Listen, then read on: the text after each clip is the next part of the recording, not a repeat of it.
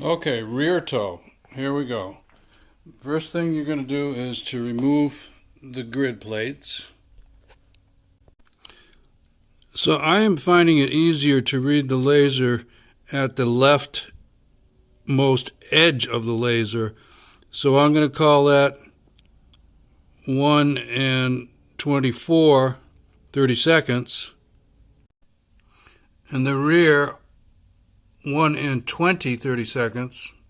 So that would be 1/8 in on the driver's side.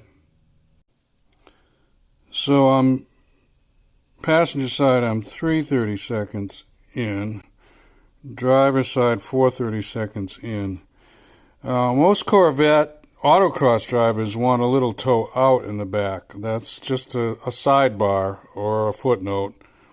So I'm on the opposite of that, but I'm not going to change it right now. This is just for your demonstration purposes. But I will probably get a little bit of toe out next time I do an alignment with the steel plates. Okay? So, there you go.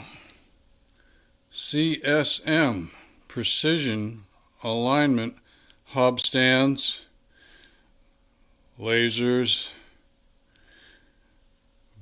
bubble gauge, everything you need to set your car up and then reset it and refine it and do what you want. You can set it up for different tracks.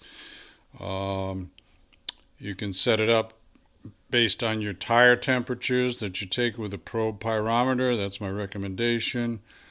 Heck of a lot easier than using the smart camber and smart strings. What can I tell you? Give me a thumbs up or a like if this helps you out. Subscribe to my channel if you want more from Froggy. Click on the little bell if you want notifications. Be safe, have fun. Froggy out. Bye-bye. One quick little note, when you're taking these off and you're putting your wheels back on, you can just jack up at one point right there, and you can get the back and the front up, make it a little bit faster. Save your back a little bit less jacking. Okay? Make sure the rear is all clear of whatever jack you might have used back in the rear.